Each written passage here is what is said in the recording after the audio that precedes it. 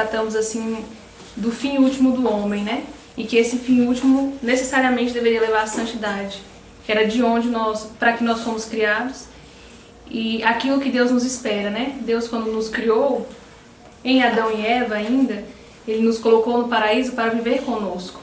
E viver conosco significa não só estar fisicamente, né? Mas participar, estar em nós.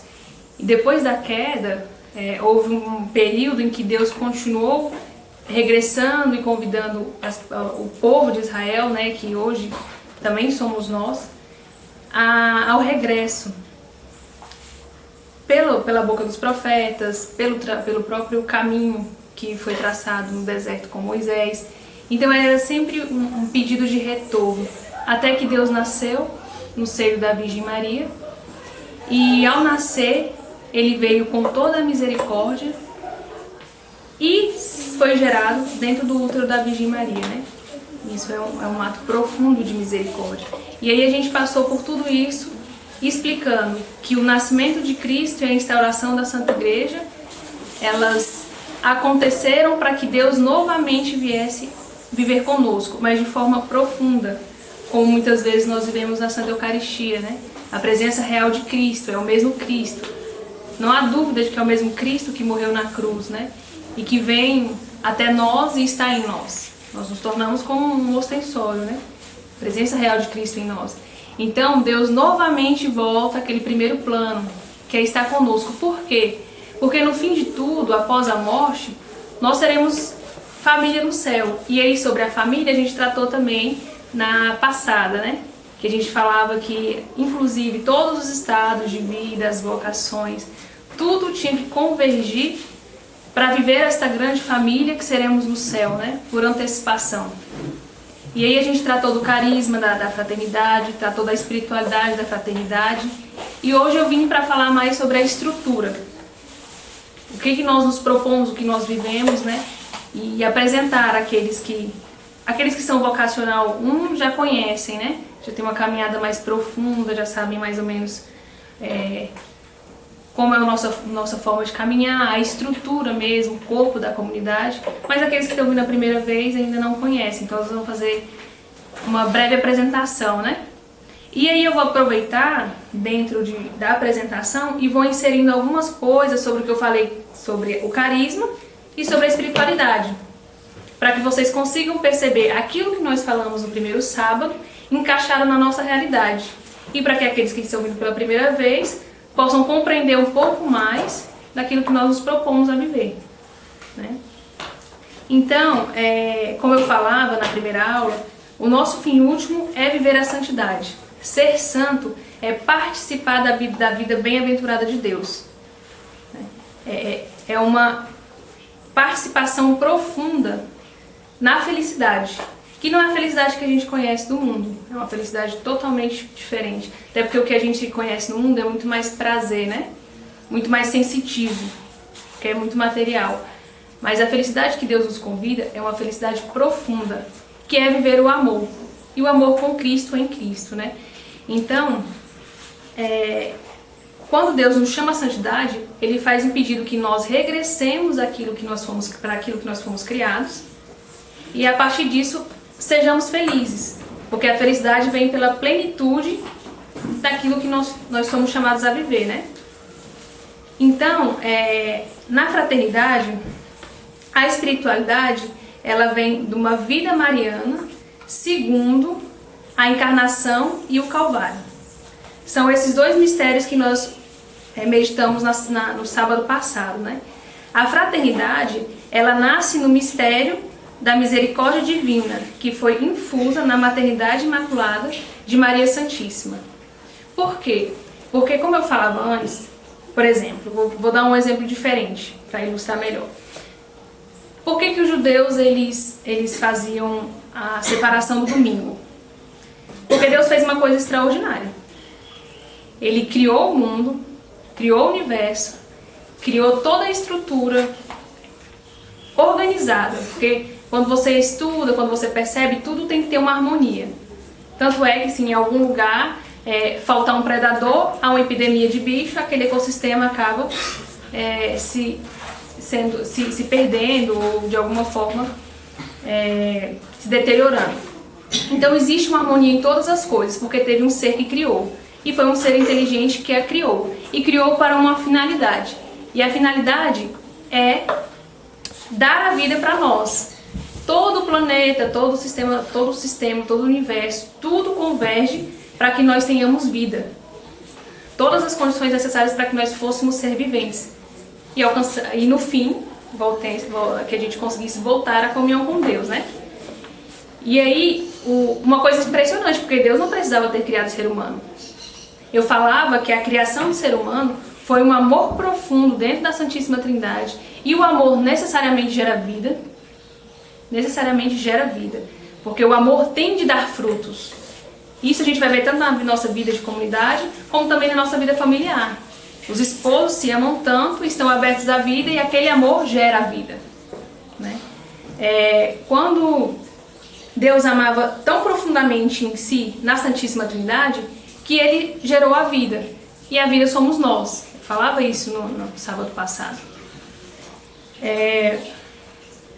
E Ele fez uma coisa extraordinária. E de fato era necessário guardar o domingo. E guardar o domingo era meditar naquilo que Deus fez. Então você não precisava trabalhar, você não precisava fazer nada, como o judeu. Porque Deus tinha feito uma coisa extraordinária.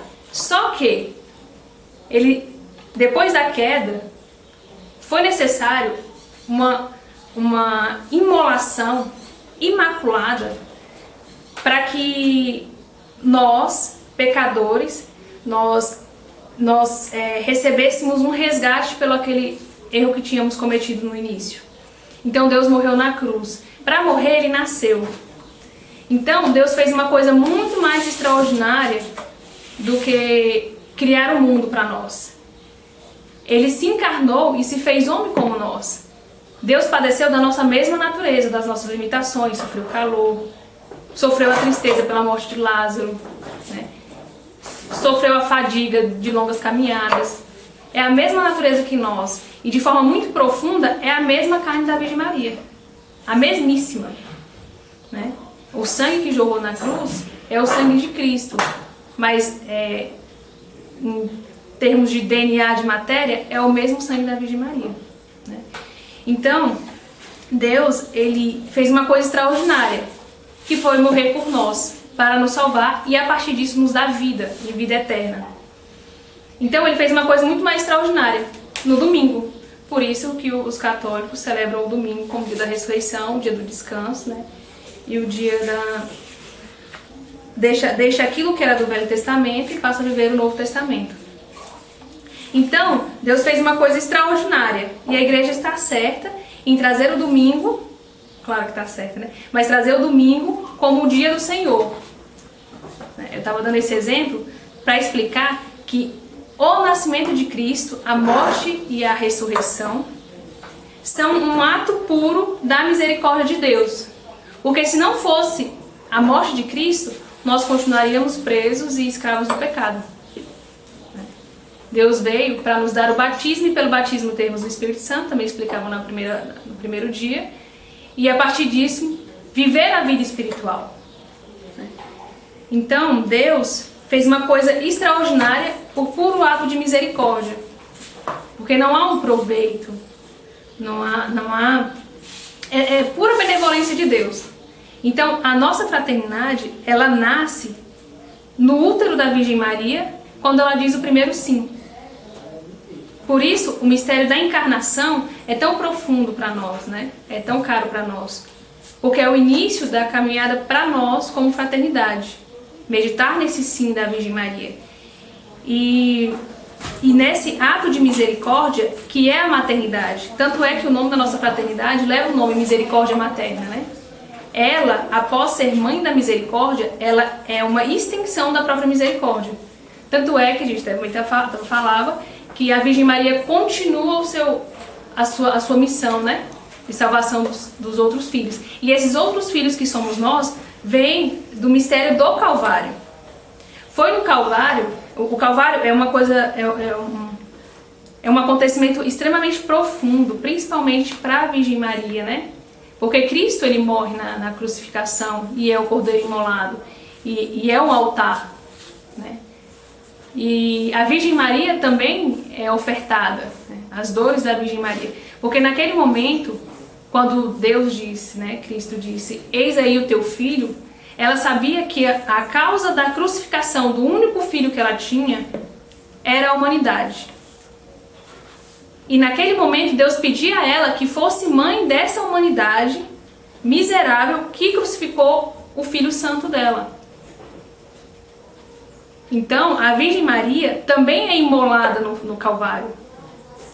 E é nesse sentido que a fraternidade nasce desse segundo fim da Virgem Maria, né? O carisma da nossa comunidade, da misericórdia materna. Porque ao dizer sim e acolher São João ali representando toda a humanidade decaída, a Virgem Maria aceita lutar, cuidar, zelar, nutrir e gestar. E é bem importante essa questão da gestação, porque foi no útero da Virgem Maria que Cristo veio ao mundo, e é pelo útero da Virgem Maria que nós vamos transformar as nossas misérias em misericórdia, porque foi ela a mãe da misericórdia. Ao personificar essa misericórdia e aceitar o sim e dar o sim no Calvário, a Virgem Maria traz para nós como fraternidade esses dois mistérios que nós meditamos, né? Onde nasce a nossa fraternidade na encarnação e aonde o nosso carisma se faz, que é também no Calvário, né? O nosso carisma é transformar misérias em misericórdias.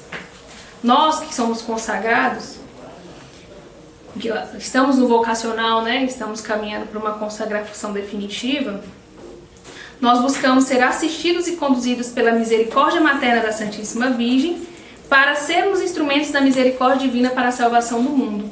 Então, nós primeiro precisamos nos encontrar com a misericórdia, né? Um abismo atrai outro abismo. Há tanta miséria em nós, é um abismo tão insondável, é tanta mesquinharia, tanto egoísmo, tão pouco amor, um amor muito...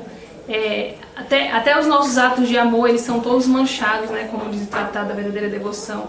Porque sempre há um interesse por trás, a gente sempre está fazendo por uma certa reciprocidade, né, esperando algo das pessoas. E nós temos que nos encontrar primeiro com as nossas misérias, reconhecer quem nós somos e a partir disso, num ato de humildade, atrair a misericórdia de Deus. A partir disso, vivendo essa experiência de misericórdia, nós somos convidados a dar a misericórdia. E dar a misericórdia divina pelo útero da Virgem Maria ao mundo. Deus, como eu falava no início, Deus escolheu a maternidade como o caminho para introduzir a misericórdia. E com isso, Ele deu à Virgem Maria o poder misericordioso. Por isso ela é mãe da misericórdia.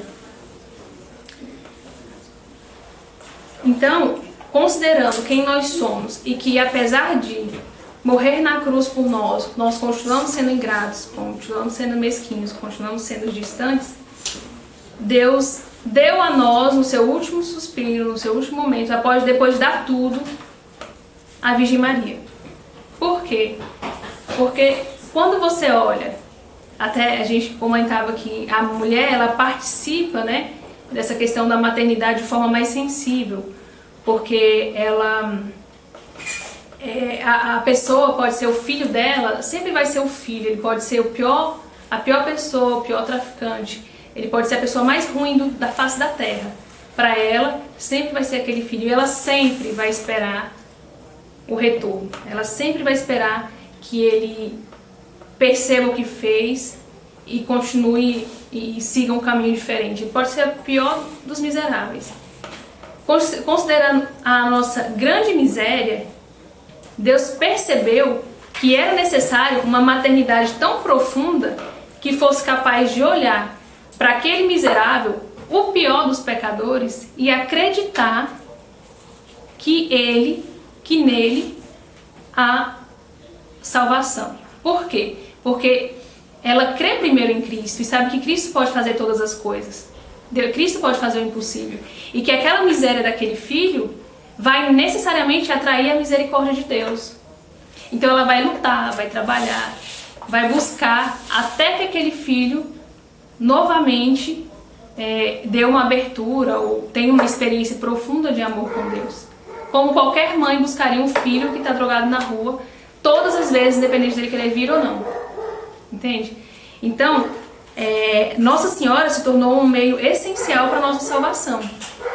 Porque ela crê mais que eu tenho a possibilidade de ser regenerada. Mais que eu, porque quando você olha para si mesmo, você vê o tanto que você cai, o tanto que você é ingrato, né? O quanto Deus deu tanto para nós e a gente menospreza ou não consegue dar o mínimo para Deus, porque a gente fica atrelado às nossas ninharias, aos nossos pecados, aos nossos prazeres, e é incapaz de retribuir. Se não é pegando na mão da Virgem Maria e sendo gestado pela Virgem Maria, não há como conseguir um caminho de salvação, né? Então ela se torna esse meio essencial para os filhos crentes e para os filhos não crentes. Até para aqueles que não acreditam e não acham que a Virgem Maria tem um papel essencial, inclusive para eles, e mais ainda para eles, né? Que estão órfãos espiritualmente. Então, nós como comunidade, nós desejamos nos associar a essa missão da Virgem Maria, essa missão materna. Assistidos e guiados pela maternidade misericordiosa, buscamos exercer nosso sim diário e, em meio aos sacrifícios da vida, e propagar a misericórdia de Deus pela maternidade da Virgem Maria. E isso é muito profundo, ao mesmo tempo que é muito difícil para nós. Falo por mim. Você recebe misericórdia, seja pela uma boa confissão bem feita, seja por um bom conselho do diretor espiritual, seja pelo que você aprende pelos bons livros, mas na hora de olhar para aquele seu irmão que não crê, ou na hora de olhar para aquele seu irmão que tem as misérias expostas, você não é capaz de dar misericórdia. Você não é capaz de acreditar na conversão daquele teu. Ou não precisa nem ser dentro de casa, sabe? Uma pessoa que na rua, uma pessoa até que você não conhece, né? Então, é profundo ao mesmo tempo que é bem difícil e a gente precisa realmente se apoiar na Virgem Maria para poder viver essa realidade que o carisma nos chama.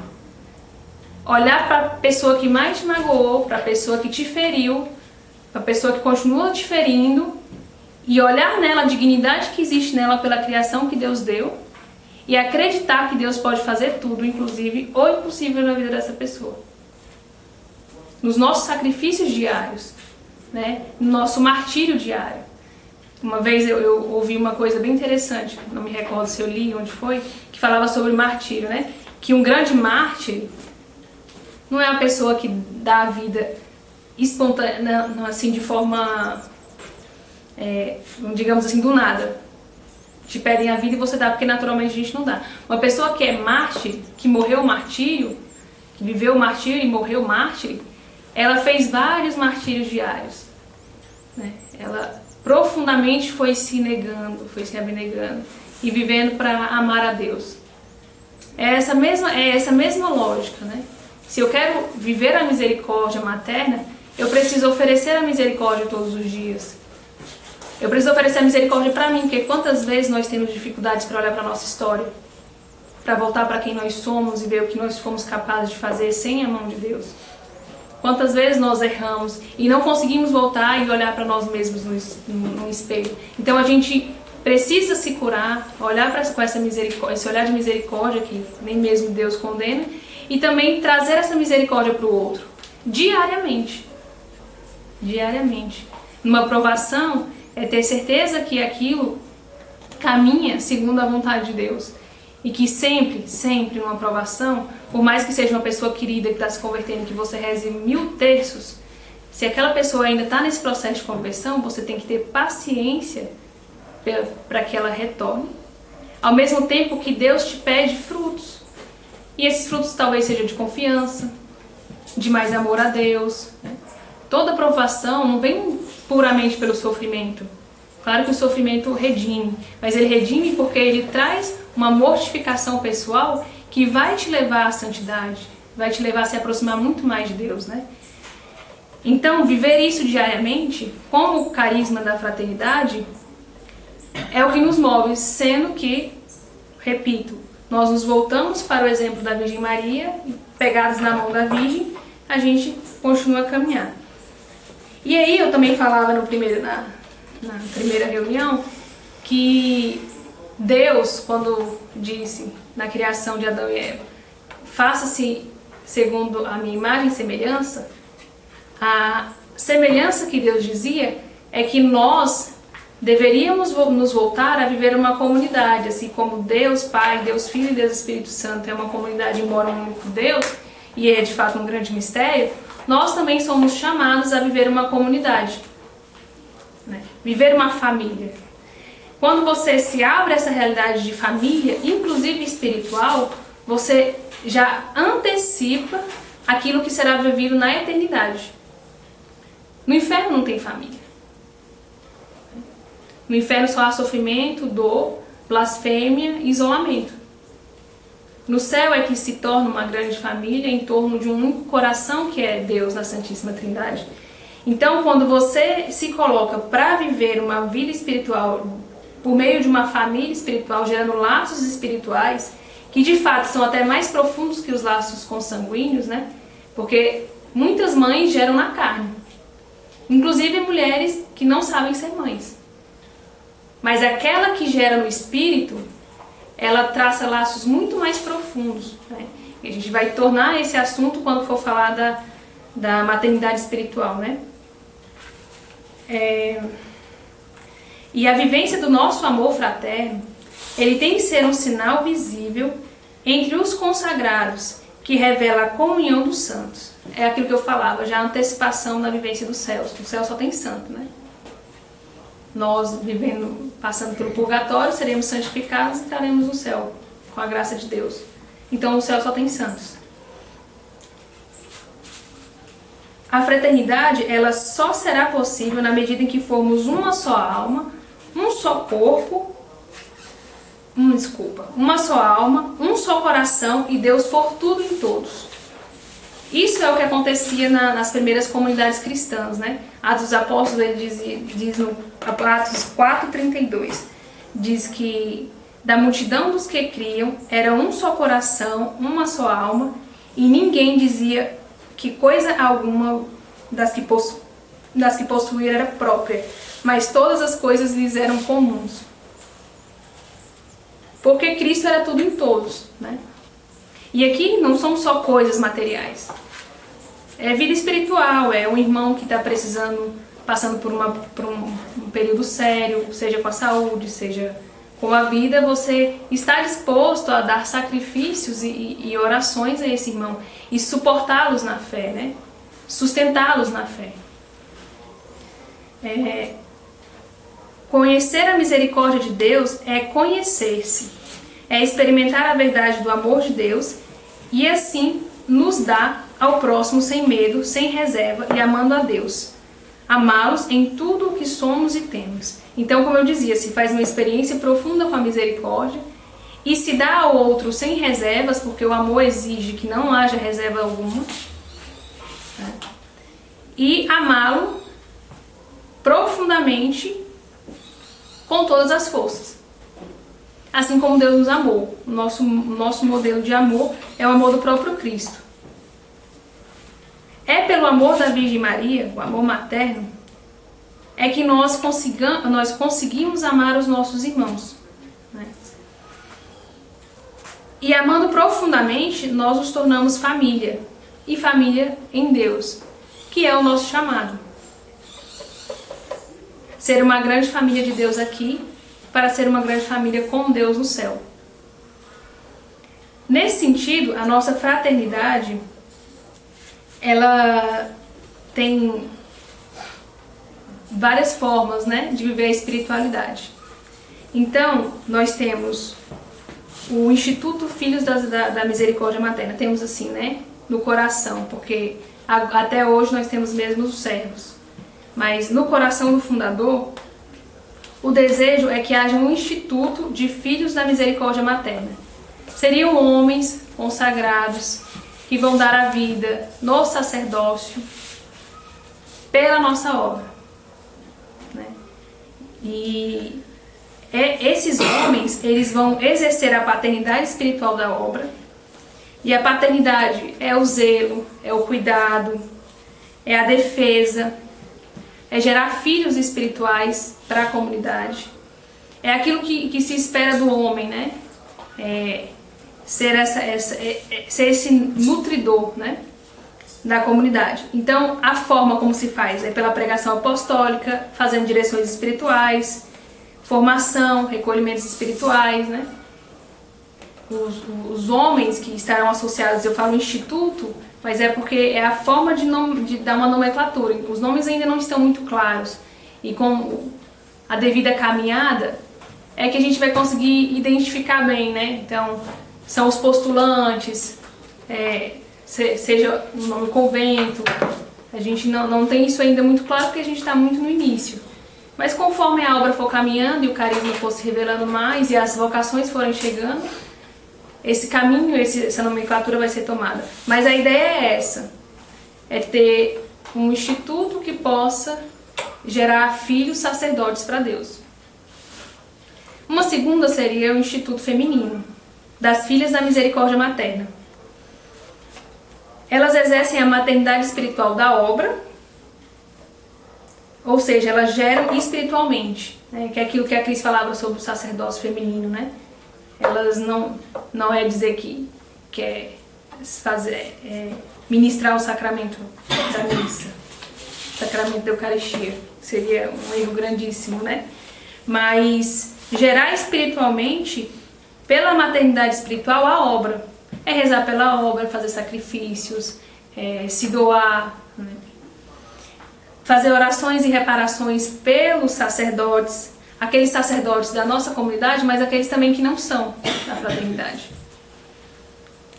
Dar aconselhamentos, informação espiritual, acompanhamento, acompanhar as nossas mães espirituais, que nós também temos, mais à frente eu vou tratar delas, as mães espirituais, e gerar espiritualmente, né? A terceira forma são as famílias consagradas, que são os membros de aliança e os missionários, que é onde hoje eu faço o meu caminho vocacional, né? São aqueles que não vão se tornar sacerdotes, não vão se tornar freiras, mas que vão se vincular à comunidade como filhos da misericórdia materna, vão se dar, mas de uma forma inclusive externa. Seria beber da misericórdia e levar para o mundo. É uma vida ativa, né? Então, dentro dessa vida ativa, nós temos os membros, o caminho, né, do vocacional que eu estou falando. O vocacional 1, que hoje o casal representa, né? Que é coordenado por mim e pelo meu noivo. O vocacional 1. Depois tem o vocacional 2, que já é uma caminhada um pouco mais profunda, que já conheceu a comunidade, a fraternidade, que já procura conhecer um pouco mais do carisma. Eles são acompanhados pelo André e pela Débora. Depois do vocacional 1 você faz um voto, né? Eu não sei nem se a palavra certa é voto. Talvez não, faz um compromisso. Você faz um compromisso e passa a ser servos. Hoje eu sou servo 1. São 3 anos de servo, 1, 2 e 3. Depois de servo, você torna apóstolo, ou discípulo, né? E esse discipulado leva 5 anos. Acabando isso, discernindo é um tempo profundo, mas é um tempo... É uma quantidade, estou querendo falar de quantidade, né? Uma quantidade de tempo razoável para você discernir se quer ingressar nessa fraternidade. E terminando o discipulado, você faz os votos para ser filhos da misericórdia. E aí é para a vida toda, né? Isso são em todas as etapas, inclusive na dos vocacionados. Dos vocacionados de aliança. E na aliança a gente tem as famílias. Existem famílias que caminham conosco, filhos, pais e mães. E existem membros solteiros que estão discernindo. E assim como certamente virão missionários, que vão doar a vida de forma celibatária, mas não vão ser sacerdotes. Vão levar a misericórdia de uma forma diferente, né? Sem serem casados, nem sacerdotes, nem freiras. Vão ser os missionários, os que vão dar a vida e, inclusive, fazendo esse voto celibatário, né? Esse é mais ou menos assim a estrutura onde você poderia se encaixar, né? Ver onde Deus te chama, se é o vocacional ou se é um caminho mais sacerdotal ou um caminho mais religioso, no caso das freiras. A casa, nós queremos ter algumas casas ainda que estamos em oração e que, se a graça de Deus trouxer, né, nós vamos caminhando. Terão as casas de misericórdia materna. Essas casas são casas de acolhimento. Nelas terão as casas dos religiosos, daqueles que estão fazendo o discernimento vocacional para se tornarem sacerdotes, a casa das irmãs, que também vão ser as noviças que estão caminhando para poder chegar a fazer os votos como freiras, a casa, como essa casa aqui, que é uma casa sede, em que a gente faria as reuniões e os servos se encontrariam, né, junto com todos os outros membros. Também dentro dessas casas de acolhimento nós queremos criar casas de acolhimento, por exemplo, a gestante, mulheres que não tenham condição de gestar seus filhos ou que estejam em situação de vulnerabilidade ou que não tem quem acolha a gestação delas, que possam vir às nossas casas e gestar. E a partir de lá nós também queremos criar uma cooperativa, que seria uma forma de dar sustento, dignidade e trabalho para essas mulheres, que muitas vêm de uma faixa de vulnerabilidade e às vezes abortam, porque não tem condição financeira de cuidar, porque não sabe como vai cuidar, porque a criança vai passar fome, por uma série de motivos. Então a gente quer trazer essa dignidade para ela, dar essa dignidade para ela também a partir do trabalho. Que seria uma cooperativa, talvez de costura, formar costureiras, né? Que fizessem uma moda modesta. Algo nesse sentido. Então, esses estão dentro dos nossos planos, que também, no Obista que o Carisma traga novas casas, novas formas, né? Então, na medida em que a obra for se desenvolvendo, é que essas coisas, como eu disse, vão ficando mais claras e a gente vai conseguir ter mais discernimento daquilo que Deus espera dessa obra.